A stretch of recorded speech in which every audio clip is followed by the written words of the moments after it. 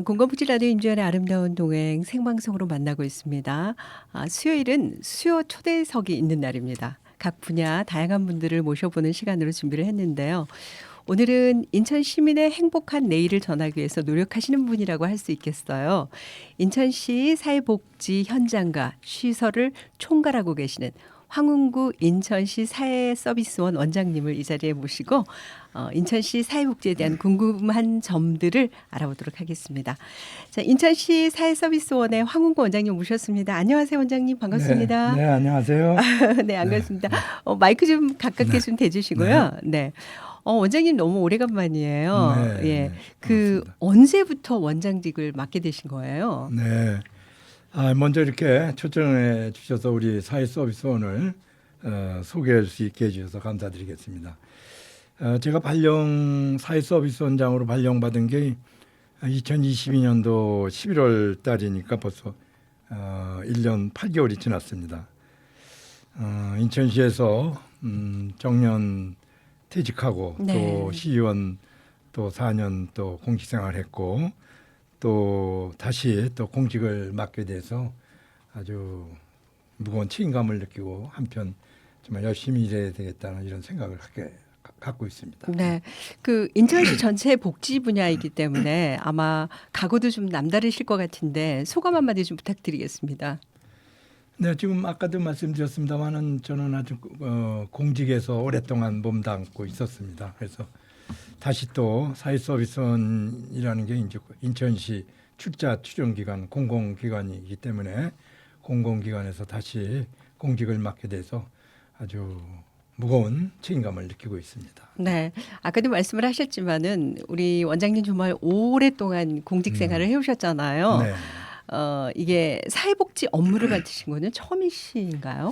네, 처음은 아니고요. 네네. 제가 이제 공직생활을 올해도 했었는데 그 공직생활 하는 과정에서 사무관 이상이 됐을 때는 문화복지 분야에서 많은 일을 했고요. 네네네. 그다음에 직원 때는 6급 이하 때는 시에서 그 사회복지 업무를 많이 봤습니다. 네네네. 그리고 제가 2014년도에 시의원으로 있을 때 문화복지위원회에서 약 한 4년간 일을 했습니다. 그리고 후반기에 문화복지위원장 할 때 지금 사회서비스원의 그 전신인 네. 인천복지재단을 처음 만들 때 그때 이제 조례를 만든 장본인이기도 합니다. 네. 네.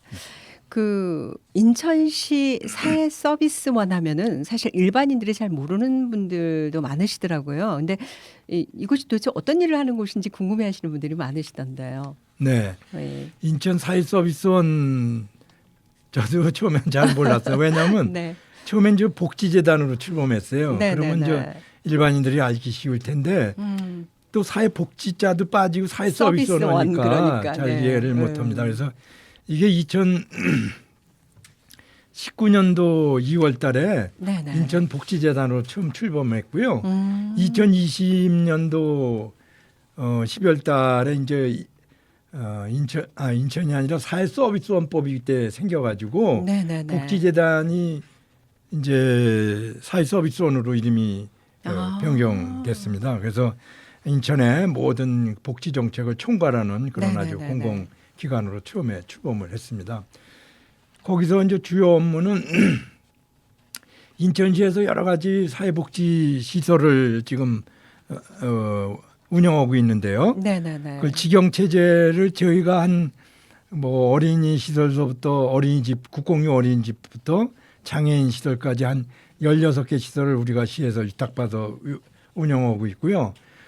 그다음에 지금 일반 그 요양원 뭐 이런 게 있지 않습니까? 네네네. 그게 이제 우리는 이제 종합재가센터라고 그러는데 거기 두 곳을 우리가 직영으로 다 그래서 우리가 요양보호사들을 채용해 가지고 장애인이나 노인들의 집을 직접 가서 네네. 이렇게 돌봄을 하고 있고요.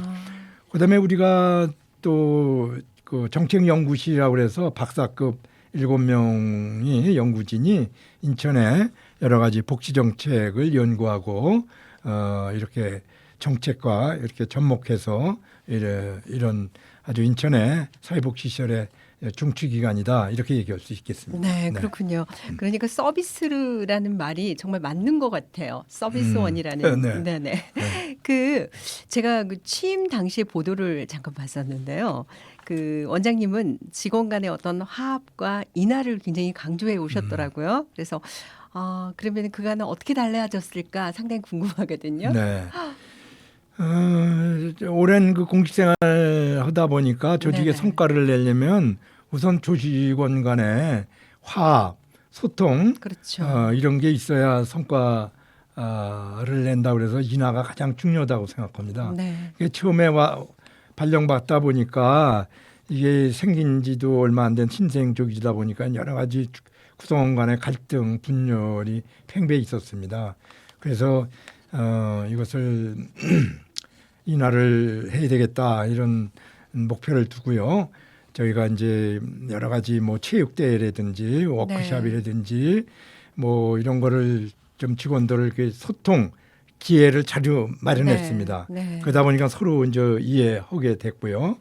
그리고 제가 이제 경영 방침이 첫째가 이제 소통과 화합, 네. 두 번째가 이제 업무 역량 강화, 네. 세 번째가 이제 변화와 혁신, 이제 이거를 이제 경영 방침을 둔 결과 직원들이 이제 이렇게 이제 서로 이해하게 되니까 일을 열심히 하게 돼서 제가 이제 부임하고 22년도, 23년도에 이제 보건복지부를 전국에 이제 사회 서비스원이 전국에 17군데가 다 있습니다. 거기 네. 평가를 하는데 저희가 5번째 아내들은 경영평가 A등급을 받았고요. 네, 또 축하드려요. 그다음에 인천시 출자 출연 기간이 있어요. 네. 거기에서도 이제 1년에 한 번 평가하는데 거기도 저희가 이제 우수 등급을 네. 이제 받아가지고 하여튼 좀 부임하고 나서 직원들이 열심히 하고 있다 이런 게 이제 언론 보도에서 많이 이제 보도되고 그래서 아주 저도 좀 보람을 느끼고 있습니다. 그러게요. 근데 네.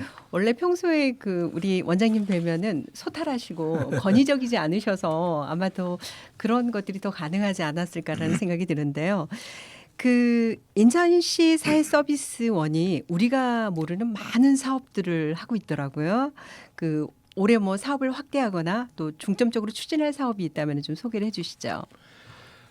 제가 올 일복이 있는지 올해 하여튼 갑자기 네. 한 5군데의 사업을 위탁 받았습니다. 첫 번째는 이제 장애인들이 학대받는 사람이 많습니다. 그래서 그런 사람들을 이제 학대받는 사람을 조사해서 일시적으로 보호하는 피해 장애인 쉼터가 있거든요. 근데 거기에 이제 아동이나 성인이나 한꺼번에 있어가지고 아동은 별도로 분리해야 된다. 그래가지고 올해서부터 피해 장애인 쉼터와 더불어서 장애 아동 쉼터를 한 군데 이제 확대했고요. 두 번째는 이제 아까도 종합재가센터 요양원 같은 거요. 그게 이제 부평하고 강화가 있는데 올해 9월달에 이제 한 군데가 더 생깁니다. 미추홀 종합재가센터라고 그래가지고 미추홀구나 중동구 그 노인님과 많은데 거기 이제 장애인이나 노인들을 케어하기 위해서 그 종합재가센터가 9월에 개설 예정에 있고요. 이제 또 하나는 요즘에는 이 장애인, 노인 뭐 이런 취약계층도 있지만은 코로나를 겪고 난 이후에 청년들이 취직도 안 하고 결혼도 안 하고 방에 이제 틀어박혀 있는 사람들이 많습니다. 그래서 그 사람들을 이제 발굴해내서 심리 치료도 하고 또 교육을 시켜서 이제 사회생활을 이제 복귀시키는 이런 사업을 정부에서 하는데요. 인천시가 시범 시도로 뽑혀가지고 그걸 또 저희 사회서비스에서 맡게 됐습니다. 그래서 이름이 청년 미래센터라고 그러는데요. 그저께 제가 센터장을 포함해서 한 20명 그 인원을 좀 우리가 채용을 했습니다. 그 다음에 또 이제 장애인들이 이제 만든 물건 있습니다. 장애인 생산품 판매 시설이라고 그걸 시에서 이제 직영했었는데 그걸 이제 우리가 또 올해서부터 이제 우리가 위탁받아서 하라고 그래가지고 그것도 한 9월경에 그 이제 새롭게 또 위탁받아서 해서 갑자기 올해 한 8개 지도를 더 받다 보니까 네. 아주 여러 가지 책임도 무거워지고 네. 또 직원들도 할 일이 많아져가지고 하여튼 열심히 해야 되겠다 이런 생각이 일복은 듭니다. 많으시지만 그만큼 좋은 일을 하시기 때문에 기분 좋은 그런 일이 예, 아닌가 그렇습니다. 어려운 싶어요. 사람을 뭐 네네. 돕는 맞아요. 일을 하기 때문에 네네. 또 한편은 저 보람도 있습니다. 네. 그러면은 이제 그 장애인 복지와 관련해서 주력하고 있는 사업이 좀 무엇인지 알고 싶고요. 일단은 그리고 앞으로 어떻게 장애인 복지 사업을 이끌어 가실 건지 좀 말씀 좀 부탁드려도 될까요? 저희가 아까 뭐 16개 시설이나 이제 사업을 위탁받고 있다고 그랬지 않습니까? 네. 그 중에서 장애인 시설을 한 5개 정도를 좀 운영하고 있어요. 네. 처음에 이제 뭐냐면 장애인 권익 옹호 기관이라는 게 있어요. 그건 뭐냐면 학대 신고가 들어오면 여기서 조사하는 데가 있고요. 그 다음에 이제 이렇게 조사한 거를 일시적으로 보호하는 데가 아까 장애인 피해 장애인 쉼터, 네네. 성인과 그거는 장애인 쉼터고 어린이 아동들은 피해 장애 아동센터. 그거에서 세 군데에다가 또 이건 일시적으로 보호하고 그다음에 이제 장기적으로 보호해야 되겠다 하면은 이제 미추홀 풀어내라고 그 장애인 생활 거주 시설이 있습니다. 그래서 거기서 이제 보내고. 근데 여기서 계속 그 사람들 장기적으로 보호할 수는 없지 않습니까? 그렇죠. 이 사람들 거기서 교육도 시켜가지고 이제 사회에 복귀시키는 그래서 장애인 주거 전환 센터라고 있습니다. 주거 전환 센터. 그게 뭐냐면 이제 임대 아파트를 줘가지고 그 교육을 시켜가지고 이제 사회 복귀시키는 이제 이런 거를 지금 하고 있습니다. 그래서 이게 이제 그게 5개가 서로 유기적으로 되어 있습니다. 아까 이제 조사하면은 일시적인 쉼터 또는 장기적인 쉼터, 그다음에 이 사람들을 사회 복귀시키는 거, 그렇죠. 주거전환센터까지 그래서 유기적으로 연관되어 있는데요. 하여튼 이 사람들을 정말 그 지역에 그 여러 가지 장애인 관련 기관이라든가 또는 거주시설이라든가 또는 시군구 담당 부서들과 같이 그 네트워크를 구성해 가지고 이 사람들이 정말 일상적인 생활을 할 수 있도록 또 장애인들의 권익을 위해서 앞으로 최선을 다해 나가도록 하겠습니다. 어떻게 보면은 그 원장님께서 정말 해야 할 일들이 다 정말 꼭 하셔야만 되는 일들인 것 같습니다. 그래서 아까 그 장애인 주거 전환센터 그게 이제 그분들이 이제 시설에 있다가 나가서 임대 아파트에서 이제 사는 게 이제 올해 31가구가 지금 각자 이제 이렇게 일상생활을 하고 있습니다. 그걸 이제 확대해 나가겠다 이런 얘기죠. 그분들은 얼마나 행복하시겠어요. 굉장히 아주 뭐 거기 선발되고 이제 교육을 시켜준 사람은 아주 잠을 못 자고 좋아합니다. 작년에 그 인천시 사회서비스원의 정책연구실을 그 여성가족재단으로 통폐합을 하셨잖아요. 그래서 시민사회에서 조금 논란이 되었던 적이 있었는데 지금은 어떻게 진행되고 있고 또 올해 중점적으로 추진하고 있는 연구 사업은 어떤 것이 있을까요?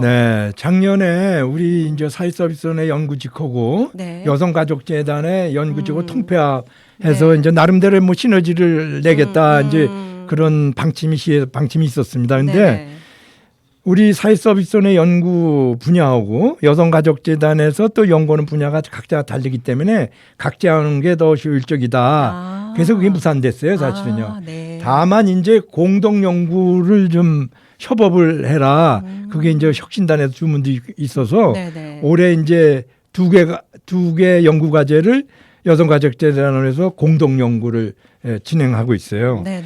그리고 이제 우리가 올해 한 10개 정도 이제 연구를 하고 있는데 이제 특히 이제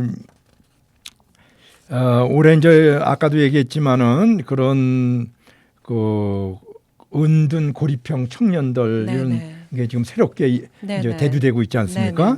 그래서 이제 그런 사람들을 고립 은둔형 외톨이 지원 방안에 대한 연구 이거를 좀 특별히 지금 연구 있는데 올해 한 10개 연구 중에서 이제 특별히 이제 고립 은둔형 외톨이 지원 방안에 대한 연구를 특별히 좀 연구를 진행하고 있다는 말씀을 드리겠습니다. 우리 청년들이 정말 희망을 갖고 밖으로 나와서 사회 일원으로서 일할 수 있는 그런 기회를 많이 만들어 주셨으면 좋겠어요. 지금 이게 뭐 우리 인천뿐만이 아니라 그 전국적으로 네. 코로나 이후에 지금 뭐 사회 현상으로 이제 취직도 안 오고 부모에 얹혀 살고 뭐 결혼도 안 하고 이게 지금 사회 네. 문제가 되고 있습니다. 맞아요. 네. 그 인천시 사회서비스원이 그 인천시 사회복지기관의 중추기관으로서요 역할을 하고 있잖아요 지금 현재. 네. 근데 앞으로 이제 계획도 많을 것 같습니다. 인천 복지의 청사진이라고 할까요? 그런다면 청사진을 딱 이렇게 그려보신다면 어떤 게 있을지 말씀 좀. 네, 하여튼 인간은 네. 누구나 어디서나 네. 자기가 원하는 그런 돌봄을 받아서 인간다운 생활을 할 권리를 갖고 있지 않습니까? 그렇죠. 네. 그래서 이제 최근에 이제 이런 고령화 사회 또 1인 가구가 이제 늘어나는 추세에 있고요. 특히 이제 전통적인 취약계층이라면 기존에는 무슨 빈곤층, 장애인, 뭐 노인, 뭐 이런 사람들을 이제 취약계층으로 했는데 아까도 얘기했지만은 혼자 사는 그런 은둔형의 청소년이라든가 네. 그다음에 이런 뭐 실직을 했다든지 병고에 시달리는 뭐 이런 저기 중장년 1인 가구도 지금 많이 늘어나고 있습니다.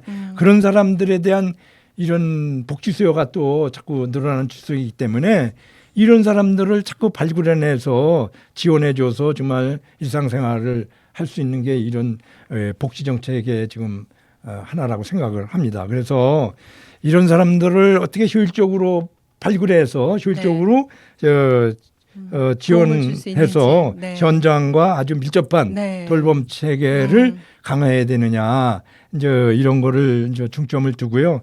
하여튼 인천시가 그런 복지 사각지대 없는 따뜻하고 이제 촘촘한 네. 이제 복지 실현에서 복지 실현에 우리 이제 인천시 사회서비스원이 앞장서 나가도록 하겠습니다. 원장님이 어떻게 하시느냐에 따라서 인천의 행복이 보장이 되느냐. 이건 그렇지 않고요. 어깨가 좀 무거우시겠습니다. 네. 하여튼 인천에 여러 가지 네. 뭐 네. 사회 관련 그렇죠. 기관이라든가 네, 네. 뭐 이런 시설이라든지 또는 관련 시군구 이런 데서 서로 정말 네트워크가 구성돼서 네. 네. 이런 사람들을 도와주는데 온 힘을 마야 된다고 생각합니다. 오늘 정말 바쁘신데 함께해 주셔서 감사하고요. 그동안 장마가 내리다가 지금 폭염이래요. 그래서 들어오시면서 땀을 뻘뻘 흘리고 오셨는데 물 한 잔도 못 드시고 지금 말씀을 해주셔서 너무너무 감사합니다. 이왕 오신 김에 네. 또 그리고 이제 다음 좋은 기회에 한 번 더 출연해 주시고요. 네, 네. 오신 김에 저희 공감복지 라디오에게 덕담을 한마디 해주신다면 어떤 게 있을까요? 네, 아주 전 뭐 네. 이렇게 저 공감복지가 뭐 7월달에 개설이라고나요? 이거 네, 저는 개국했죠. 알았습니다. 네, 개국됐는데요. 네, 이게 뭐 우리 사회 서비스는 서비스원대로 노력을 하고 맞아요. 또 이런 여러 가지 그 장애인 아까도 단체 뭐 네, 네. 이런 것도 있고 또 네. 이런 방송이 이런 정말 이런 복지사각지대를 찾아내서 어떻게 지원해야 되다 네. 이런 일을 하는 것도 큰 사업의 하나라고 생각해서 그렇죠. 저희들이 이제 알리고 네, 홍보하고 네. 이런 예. 책임을 하는 하여튼 뭐 거니까. 이번 기회에 공감복지 방송을 잘 들어가지고 또 우리 복지 방송국에서 정말 우리 시민들이 요구하는 걸 잘 들어서 하여튼 인천시가 아주 행복한 초일리 도시가 되는데 앞장서도록 하겠습니다. 네, 오늘 네, 많이 잘 좀 부탁드리겠습니다. 네, 아유 오늘 너무너무 감사합니다. 고맙습니다, 원장님. 네. 네.